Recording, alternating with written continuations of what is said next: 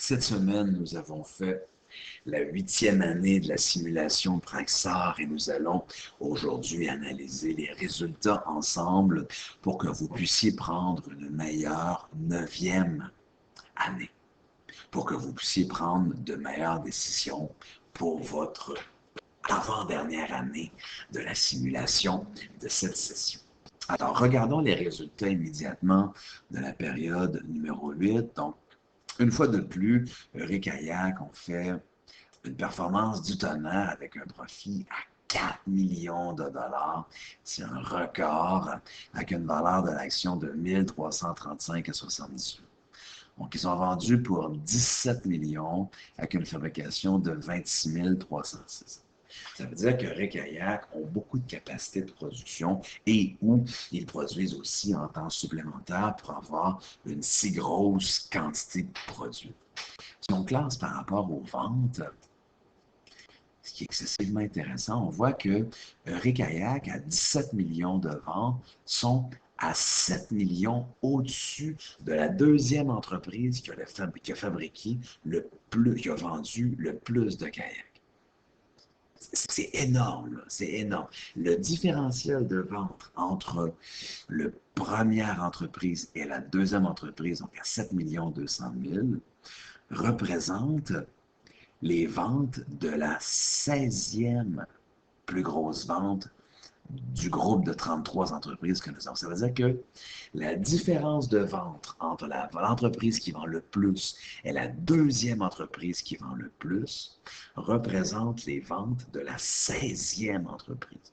Il y a donc 15 entreprises au Collège Bois-de-Boulogne qui vendent moins que la différence de vente entre les deux premiers. Juste pour vous dire jusqu'à quel point 17 millions de ventes, c'est énorme là, comme quantité vendue. Donc, on voit que, si on reclasse par rapport à la valeur de l'action, il y a une lutte féroce là, dans les premières places. Raft, depuis plusieurs périodes, sont en nette progression, donc ils font 2 millions de profits à la 8e période. Est-ce que Raft va réussir à se rapprocher de la première place? Ben, possiblement. Est-ce que Raft va... Ils l'ont déjà fait. Ils sont passés de la 5, 6, 7e place à la 2e place au Collège Bois-de-Boulogne, qui est une performance du tonnerre. Félicitations Raft. Continuez comme ça, vous allez pouvoir vous rapprocher encore plus près de Rick Kayak et peut-être même les dépasser, qui sait. Il y a 2 périodes pour accomplir cette tâche exceptionnelle. Là, il y a KNK aussi qui font des nettes progressions avec un profit à 1,6 million. Ce qui est intéressant, si on regarde la queue du peloton a changé. Kayakata ont fait à la 8e période une contre-performance totale avec une perte de 1 million de dollars et des ventes à 6,8 millions de dollars. Donc, c'est quand même une perte là, qui est énorme. Alors, ils ont produit pour 14 000 kayaks.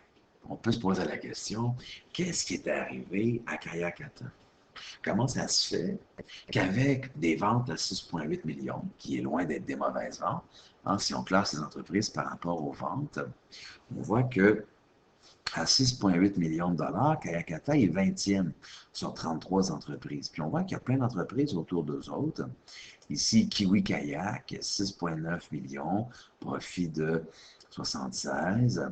Seven Seas, 6,6 millions, profit de 492 000.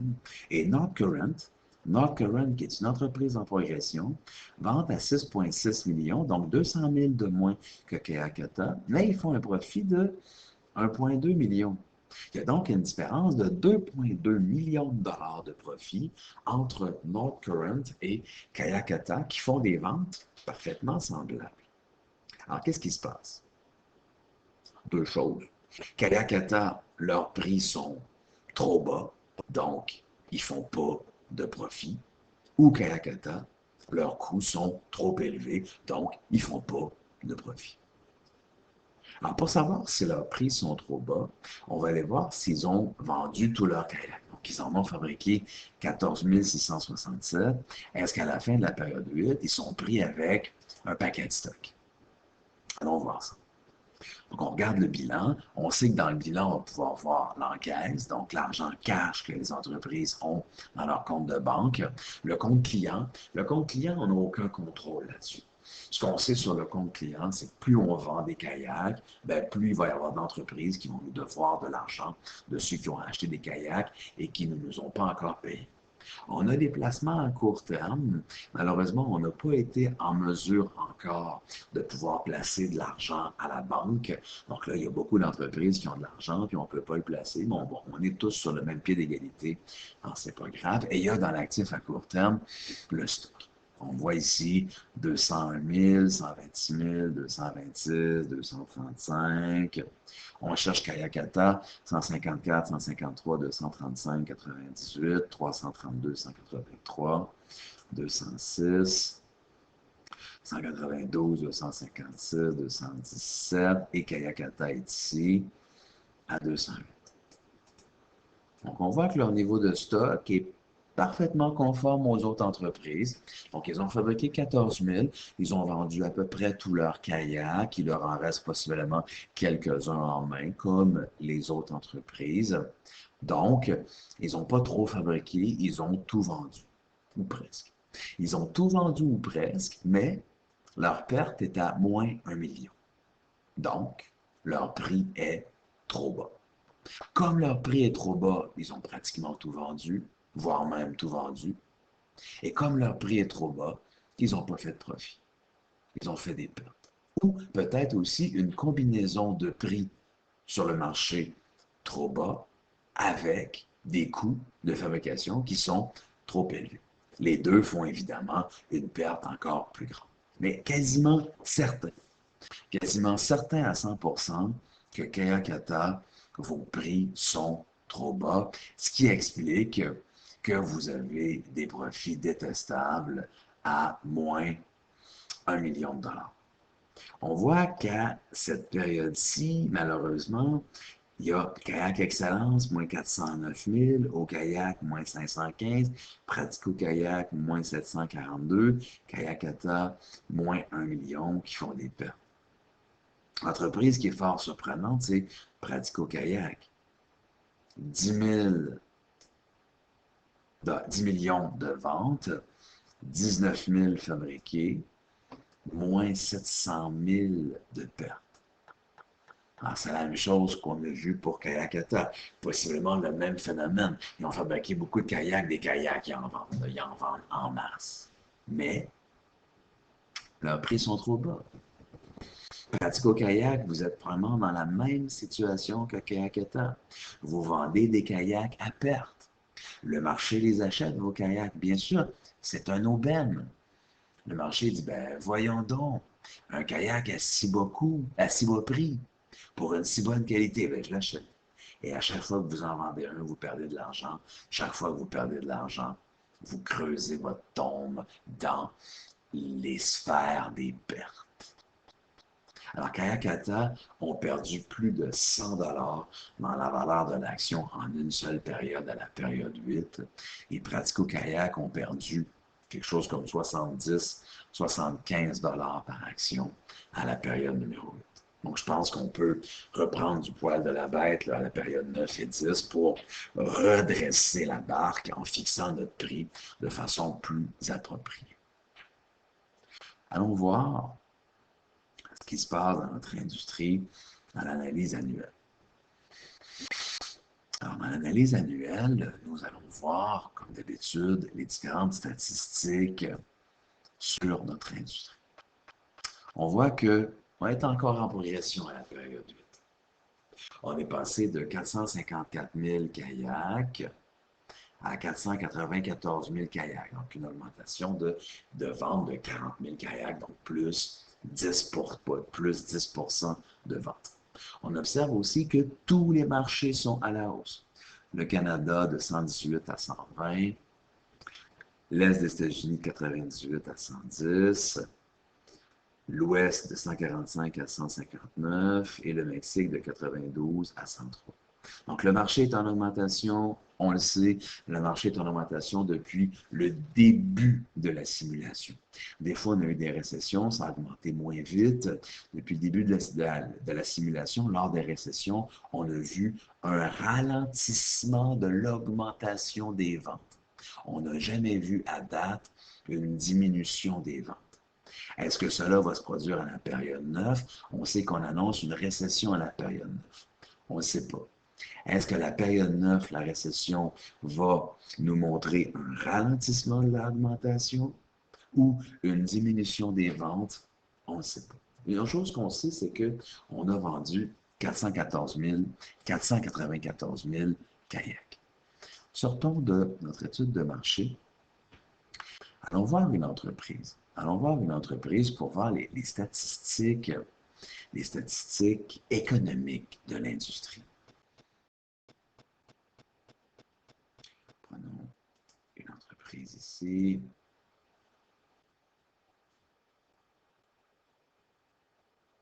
Allons voir les statistiques économiques.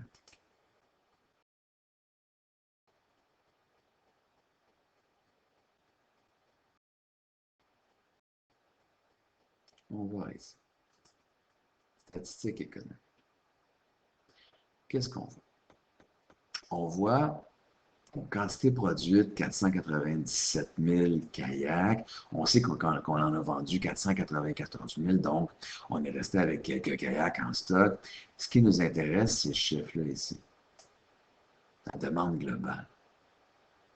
La demande globale de l'industrie du kayak à l'année 8 est à 672 490. Vous avez produit 497 000 kayaks. Vous en avez vendu 494 000. La différence entre le 494 000 kayaks de kayaks vendus et 672 000, qui est la demande globale de l'industrie, ce sont des clients que vous n'avez pas satisfaits. Ce sont des clients qui voulaient avoir des kayaks et qui n'ont pas été capables de l'acheter parce que le kayak qu'ils désiraient n'existait pas, n'avait pas été produit. Donc, pour une deuxième année consécutive, on a vérifié ça à la période 7 aussi, la quantité produite et la quantité vendue est bien en bas de la demande globale de l'industrie. Il y a des clients qui veulent vous acheter des kayaks et vous n'êtes pas capable de leur vendre. Donc, notre industrie pourrait être encore plus profitable. On serait capable de vendre encore plus de kayaks. Il y a une marge, là. Il y a 50, 175 000 kayaks de plus qu'on pourrait vendre. C'est extraordinaire. Allez chercher ces ventes-là. Notre industrie va s'en porter que mieux. Il y a des clients qui sont prêts à aller acheter nos kayaks. Ben, vendez-leur les kayaks. Produisez-les et vendez les kayaks que les clients sont prêts à acheter. Donc, on en a vendu 494 000. La demande de l'industrie est bien au-dessus de ça, donc on peut faire qu'il y ait plus encore. Le prix moyen, le prix de vente moyen a réaugmenté, donc on est rendu à 701 $ par kayak de prix moyen sur tous les marchés, qui est le même niveau de prix qu'à l'année 6. Ce prix-là est trop global. Il ne peut pas nous aider à prendre une décision. C'est plutôt la diapositive suivante qui est fondamentale. Sortez votre crayon pour prendre ça en note. Au Canada, le prix de vente moyen est à 646 $. Dans l'Est des États-Unis, le prix de vente moyen est à 657 $. Dans l'Ouest des États-Unis, le prix de vente moyen est à 697 $. Et au Mexique, le prix de vente moyen est à 820 $. Vous devez fixer votre prix en fonction de ces prix moyens. Si votre qualité est plus faible que la moyenne, votre prix sur le marché doit être plus faible que la moyenne. Si votre qualité est plus haute que la moyenne, bien votre prix sur le marché doit être plus haut que la moyenne. À combien plus haut, on ne le sait pas. Ça dépend de la concurrence. Il faut l'essayer pour le savoir. Il faut tester les prix pour le savoir. On les monte un petit peu, on les diminue un petit peu, puis on regarde l'effet. Si en diminuant un petit peu, les ventes baissent, ben c'est parce que vous avez trop descendu. Si vous augmentez un petit peu les ventes baissent, c'est que vous avez trop augmenté. Donc, il faut fixer le prix de cette façon-là en fonction du prix moyen. On voit, encore une fois, pour une 8e année consécutive, il y a de moins en moins de kayaks bas de gamme et de plus en plus de kayaks haut de gamme. Pour la première période, il n'y a aucun kayak d'entrée de gamme. Il y a plus de kayaks haut de gamme dans notre industrie que de kayaks milieu de gamme. Encore une fois, que vous ayez un kayak haut de gamme ou milieu de gamme, ça n'a pas d'importance.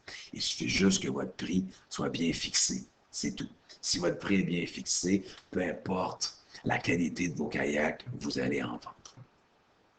La capacité de l'industrie a augmenté de beaucoup à la période numéro 8. On est passé de 522 000 kayaks à 704 000. Donc, une augmentation de 200 000 sur 500 000, donc à peu près 40 d'augmentation de capacité de kayak, qui est une super augmentation. C'est vraiment une grosse augmentation. Mais si on regarde le taux utilisé, ben, on est à 20 de non utilisé. On est à 20 de non utilisé, puis on sait qu'on est à peu près à 150 000 en bas de la demande. Donc, on peut fabriquer encore plus. On pourrait même augmenter notre capacité totale dans l'industrie encore pour essayer d'aller chercher les kayaks qui ne sont pas vendus. On voit que à 704 000, notre capacité est au-dessus de la demande du marché de la période 8. Donc, on aurait pu, en produisant plus, aller chercher des plus grandes ventes de kayaks et on avait la capacité pour le faire. Donc, à 20 de capacité non utilisée dans l'industrie, on doit se poser la question, bon, est-ce qu'on augmente la capacité? Est-ce qu'on la laisse comme ça? Est-ce qu'il y a une récession qui s'en vient? La récession va nous toucher comment? C'est toutes des questions que vous devez avoir en tête lorsque vous allez prendre votre décision à la 9e période. Alors, on a augmenté la capacité dans notre industrie. Le nombre d'équipements a augmenté. On est passé de 15 millions d'équipements à 20 millions. Donc, une augmentation d'environ 30, 35, 40 dans ces eaux-là, ce qui est logique. Ça va avec les chiffres que nous avions en termes de capacité dans les diapositives précédentes. Cette semaine, la diapositive sur le coût de revient d'un kayak, donc le coût par kayak, est très intéressante. On voit qu'on a eu une vraie explosion du prix. Le prix le plus haut est passé de 320 $ à 432 $. Le prix le plus haut des kayaks a augmenté de 110 $. Donc, ça a augmenté plus que à peu près du tiers. On a eu une augmentation du coût de fabrication de nos kayaks haut de gamme de 30 %. Les kayaks bas de gamme ou les kayaks milieu de gamme ont augmenté moins vite, mais ils ont tout de même augmenté. Ils sont passés de 229 à 252. On voit que c'est les kayaks les plus chers là, qui ont beaucoup augmenté. Si vous ne faites pas beaucoup de profit, il y a deux raisons. Votre coût est trop élevé ou bien votre prix est trop bas. C'est les deux raisons qui expliquent le fait que vous ne faites pas beaucoup de profit. C'est un ou l'autre. C'est soit un prix trop bas ou soit un coût trop élevé. Ça ne peut pas être autre chose. Les salaires sont en augmentation. On voit que l'augmentation des salaires va avec l'augmentation du coût. Là. Il y a une augmentation gigantesque des salaires. On est passé de 66 millions à 84 millions. Mais l'augmentation des salaires va aussi avec l'augmentation de la capacité. Tu augmentes la capacité, tu engages les employés, ça va te coûter plus cher, là, évidemment. Donc, tout va ensemble, il n'y a pas de surprise. Actif, on voit que le stock n'a pas beaucoup augmenté. Probablement que l'argent dans nos comptes de banque a augmenté. On est passé de 120 millions à 144 millions d'actifs, ce qui est une bonne nouvelle. Le nombre des kayaks inventaires a baissé. Ça, c'est une très, très bonne nouvelle. On voit que depuis la 5e année, on avait 31 000, 30 000, 18 000. À l'année 8, on a 15 171 kayaks en stock. C'est une très, très bonne nouvelle. C'est la plus basse quantité de stock depuis les dernières années. Et là, si on remarque à la période, on a regardé le bilan tantôt pour pas mal toutes les entreprises, on a vu des entreprises à 250 000, mais on n'a pas vu d'entreprises qui avaient le million de dollars de stock. C'est une très bonne nouvelle. Donc, le stock a baissé et ça fait que notre industrie est plus saine. On a une meilleure gestion. Vous êtes capable de produire une quantité plus proche de ce que vous vendez, ce qui démontre la compétence que vous avez développée dans cette simulation Praxair jusqu'à maintenant.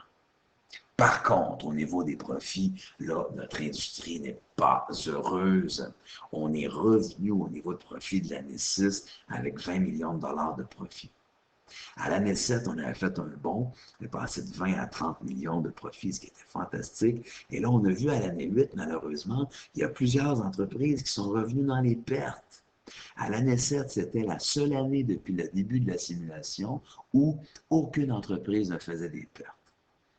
Et là, il y a plusieurs entreprises, on a eu des pertes d'1 million, des pertes de 700 000, des pertes de 500 000, qui est énorme. Il faudrait à la période 9, encore une fois, qu'il n'y ait aucune entreprise qui fasse des pertes pour que notre industrie remonte sa profitabilité au-dessus de 30 millions de dollars.